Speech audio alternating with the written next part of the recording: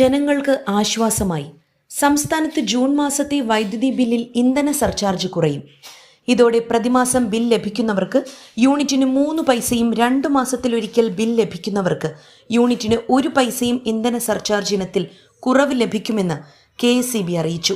പ്രതിമാസ ദ്വൈമാസ ബില്ലുകളിൽ ഇപ്പോൾ ഓരോ യൂണിറ്റിനും 8 പൈസ നിരക്കിലാണ് ഇന്ധന സർചാർജ് ഈടാക്കി വരുന്നത്.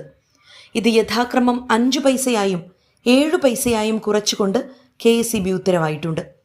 ദ്വൈമാസ ബില്ലുകളിലെ ഇന്ധന സർചാർജിൽ കുറവ് വരുത്തിയിരുന്നു.